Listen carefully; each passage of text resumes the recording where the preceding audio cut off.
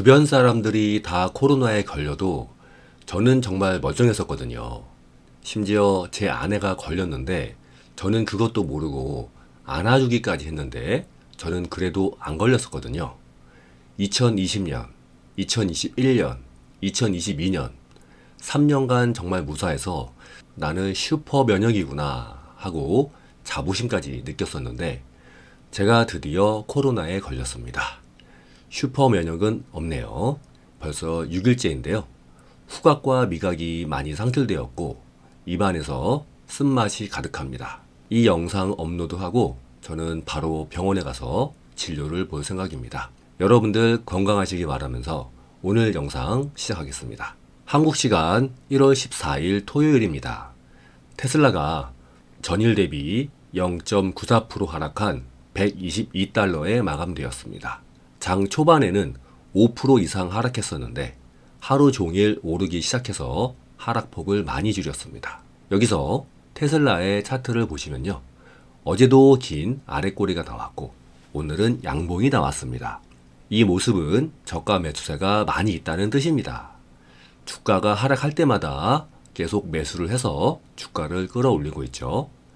하지만 122달러가 전 고점이자 현재의 강력한 저항선입니다. 이 부분들 보이시죠? 차트만 놓고 봐서는 여기를 돌파할지 안 할지 알 수가 없습니다. 많은 분들이 차트에 대해서 큰 기대를 하시죠.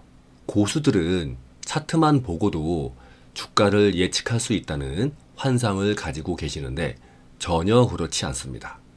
차트는 차트일 뿐입니다. 차트로 미래를 예측할 수는 없습니다. 반드시 기억하시기 바랍니다. 어쨌든 122달러 이 부분을 돌파하는 것이 심리적으로 매우 중요합니다. 그러기 위해서는 두 가지가 필요합니다.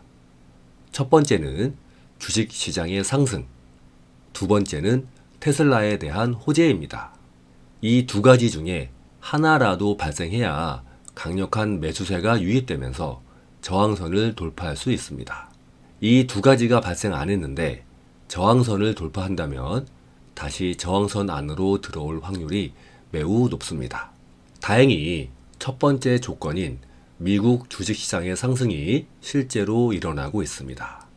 나스닥이 최근에 계속해서 상승 분위기 이어가고 있죠. 오늘 아침에 마감한 나스닥도 0.7% 상승해서 마감되었습니다. 이 덕분에 테슬라도 마이너스 5%의 하락폭을 많이 줄일 수 있었습니다. 미국에서 발표된 지표들을 보면 확실하게 인플레이션이 둔화되고 있습니다. 월세 가격이 계속 상승하면서 역대 최고치였지만 고가 아파트들이 많은 맨하탄의 경우 경기 침체 우려와 금리 인상 여파로 월세 가격 상승이 둔화되기 시작했다는 연구 결과가 있고요. 얼마 전에 발표된 2022년 아파트 월세 분석에서는 작년 12월에 4개월 연속해서 아파트 월세가 하락했는데 이 하락은 2017년 7월 이후에 최대 하락이라고 합니다. 아파트 월세는 여러분들도 잘 아시겠지만 웬만해서는 잘 하락하지 않습니다. 그럼에도 불구하고 아파트 월세가 하락한다는 것은 매우 유의미한 상황입니다. 이런 소식이 하나둘씩 들려옴에 따라 미국 연준이 금리 인상 속도를 조절할 확률이 확연히 올라가고 있습니다.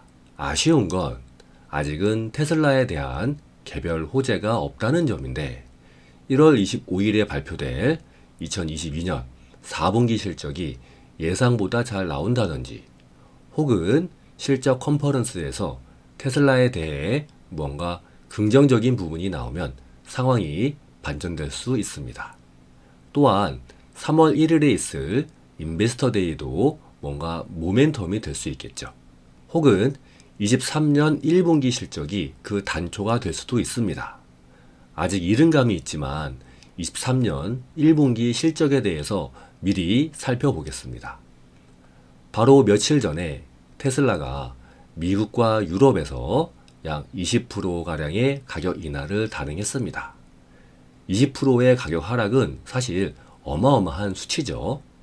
모델 Y의 기본 모델은 원래 65,990달러였지만 현재는 52,990달러입니다. 환율 1,300원 기준으로 약 8,600만 원에서 6,900만 원으로 약 1,700만 원이나 저렴해진 것입니다. 그러자 평소에 테슬라를 사려고 생각한 사람은 물론이고 차를 바꾸려고 생각하지도 않은 사람들마저도 테슬라의 차를 구입하려고 들썩거리고 있다고 합니다. 앞에서 말씀드린 것처럼 어제와 오늘 이틀간 장 초반에 테슬라 주가가 하락한 것은 이 이유 때문이었습니다. 테슬라는 왜 또 가격을 인하했을까요? 전 세계를 대상으로 치킨 게임을 하려는 걸까요? 그 이유는 바로 미국 정부가 추진하고 있는 인플레이션 감축법 때문입니다. 아직은 초안인 상태인 인플레이션 감축법에 따르면 55,000달러 이상의 전기차를 구입할 경우에는 7,500달러의 보조금이 지급되지 않습니다. 55,000달러 이하의 전기차를 구입할 경우에만 7,500달러의 보조금이 지급됩니다. 베스트셀링카인 모델 Y의 기본 모델 가격은 65,990달러, 55,000달러를 초과하기 때문에 많은 사람들이 모델 Y를 사면서 이 보조금을 받으려고 기다리고 있었는데 보조금 지급 대상이 아닌 겁니다. 오히려 미국이 아닌 다른 나라의 전기차들이 수혜를 받게 된 거죠. 미국 정부도 이를 뒤늦게 알고서 3월에 발표될 최종 법안을 수정할 수도 있긴 합니다. 모델 Y의 가격이 이제는 52,990달러입니다.